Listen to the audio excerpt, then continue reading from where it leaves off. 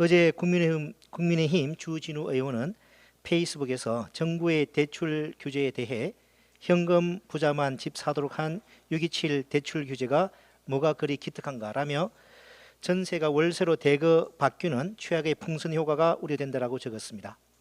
주진우 의원님 하나부터 10까지 다 틀렸습니다. 우선 정부의 대출 규제는 정책 금융 남발과 토허제 해제 반복 등 윤석열 정부의 실책으로 가파르게 상승하는 부동산 가격을 바로잡기 위한 것입니다. 이렇게 해서 집값이 안정되면 진정으로 현금이 부족한 사람도 감당 가능한 수준에서 대출을 받아 집을 살 수 있게 됩니다. 주진우 의원은 본인과 배우자의 부동산만 합쳐도 40억 원 넘는 자산가라지요. 내심 부동산 가격이 안정될까 봐 걱정되는 것 아닙니까? 그리고 일찍이 월세로 전환됐어야 할 전세 제도가 여전히 남아서 갭 투자의 재료로 이용되고 있는 것은 박근혜 정부 당시 전월세 가격이 폭등하자 이를 바로잡기보다 전세 대출을 무분별하게 늘기 때문입니다. 수술을 해야 하는데 몰핀을 대거 놓은 것입니다. 그리고 당장 내일이 힘든 서민들이 받은 전세 대출이 다시 부동산 가격 상승의 원인이 되고 또 갭 투자와 전세 사기의 원인이 되는 악순환을 낳았습니다. 주진우 의원이 보기에는 이게 더 기특한 일입니까? 서민을 위한 일입니까? 게다가 주진우 의원이 서민을 걱정하니 참 속아 웃을 일입니다. 언론 보도에 따르면 주진우 의원이 변호사로 전직한 이후 2019년 발생한 소득세는 2억 564만 원으로 검찰 재직 시절의 14배에 이르렀고 온전히 변호사로만 활동했던 그 다음 해에는 무려 7억 889만 원으로 50배 이상 늘었다고 합니다.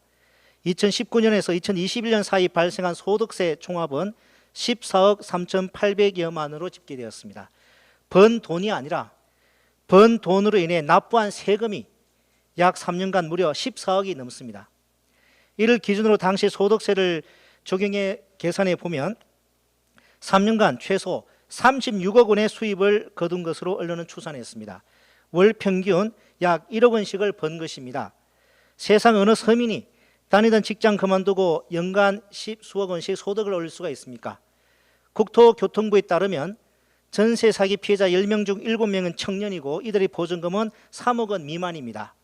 검찰 정관이라는 이유만으로 3년 만에 청년들 전세 보증금의 12배를 벌어들인 주진우 의원이야말로 우리 청년들의 가장 큰 적인 불평등을 심화시키는 구태 기득권이자 특혜의 분산 아닙니까? 부동산 문제는 결과입니다. 원인은 특혜와 부를 끌어안고 국민을 오도하는 기득권에 있습니다. 기득권을 무너뜨려야 부동산 문제도 해결됩니다. 국민 여러분께 묻고 싶습니다. 지금 개혁해야 할 대상은 부동산 대출 규제입니까? 아니면 전관 예우 등 온갖 특혜를 받는 기득권입니까? 너무 쉬운 질문을 드려 송구할 따름입니다. 마지막으로 여야 제 정당에 제안합니다.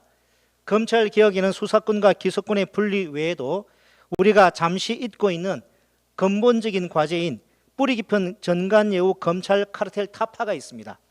전관예우의 고리를 끊기 위하여 변호사법과 공직자윤리법, 청탁금지법 개정 등 제도 개선도 있었습니다. 그러나 뿌리 깊은 관행은 여전하고 국민의 불신은 깊습니다. 고위 검찰 간부들의 퇴직 후 활동에 대한 전면적인 실태조사, 주임 제한 대상 기관 확대 등 전관예우 검찰 카르텔 타파를 위한 국회 내 논의를 다시 시작합시다. 검찰이 국민 위에 군림하지 않고 전관예우로 진실이 왜곡되지 않는 정의로운 나라, 우리 함께 만들어 나갑시다. 조국혁신당은 검찰개혁의 온전한 완성을 위해 흔들림 없이 나아가겠습니다. 감사합니다.